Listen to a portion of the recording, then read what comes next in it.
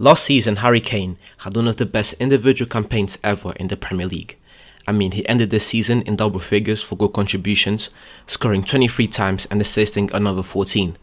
What's more impressive about this is when you take into consideration how poor Tottenham were last season. One could argue that Kane carried that team. But what about now? What has happened to Kane so far, and why is the man who scored 33 goals in all competitions last season alone has only been able to score 5 in 20 Premier League games? Welcome to the JVM Football channel, where you can find game analysis, football history, individual performances, top 10s, etc. If you are interested and would like more football content like this, please subscribe to the channel. Today I'll be going over the amazing player that is Harry Kane. Kane has been one of the best players in the Premier League for the last 7 seasons or so. Last season he showed why he's arguably the best striker in the Premier League. So what has happened to Kane? If we are going to talk about Harry Kane's 2021-2022 campaign, then we need to go back to the summer of 2021 and look back at what went down in the summer transfer window. As I have already mentioned about 3 times already in this video, Kane was unbelievable last season. That's why it is so mind-boggling to see how he has been performing so far this season. You can't go from being the best player in the league to looking like an average striker playing for an average club.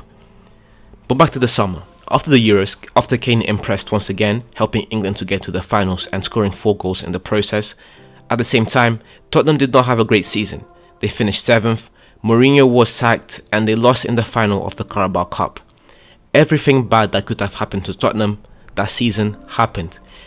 They were humiliated in the league, not even making it to Champions League qualification zone and finishing below West Ham, losing another cup competition.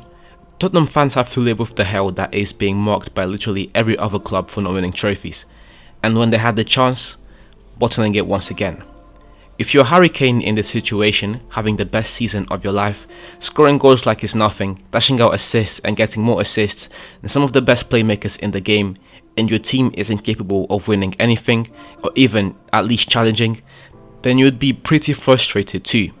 Kane had enough of this situation at Tottenham, and many reports started coming out of how he wanted to leave Tottenham, how he wasn't going back to the club.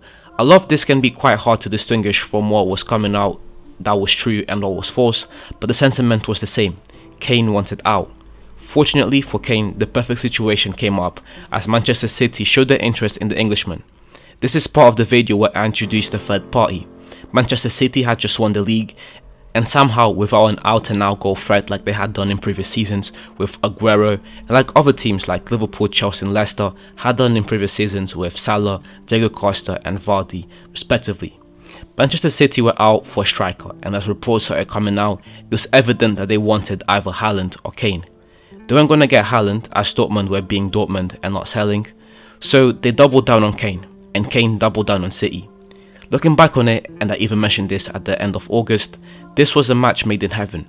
Kane wanted more success, trophies and an opportunity to break Alan Shearer records, while City wanted a goal threat, relatively young on his prime with hopefully Premier League experience.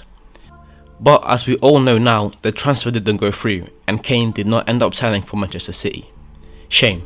Big shame. In the aftermath of this, there were only 2 sides happy with all of this.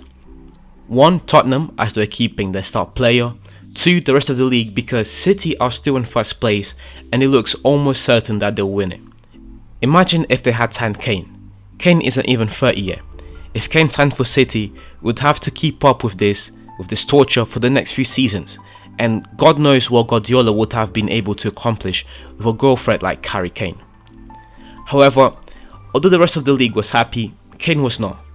I don't want to solemnly blame his poor performances on the fact that he is throwing a tantrum, but it is not easy on the guy. He has been almost perfect for Tottenham. All he wants is a little bit of team success to boost up his status in world football and among the greats of the game. Tottenham are not allowing him to do that. In 2016 they bottled in the Premier League, in 2019 they bottled in the Champions League, and last season they bottled it in the Carabao Cup. This is not a go at Tottenham. I like Tottenham in fact. This is just me trying to see things from Kane's perspective. It is easy to look at his numbers this season and call him rubbish. 7 goal contributions in 20 games, compared to 37 in 35 games last season. It does not look good at all. But it's not all black and white, and I hope to have made that clear in this video. I personally believe that this is only something that will stick until the end of the season. Hopefully at the end of the season, Kane gets his move or realises that it will not happen and then tries to win something with Tottenham and is hopefully back to his best. Thank you very much for watching the video until the end. If you enjoyed the video, please leave a like and subscribe to the channel for more game analysis, football history, individual performances, top 10s, etc.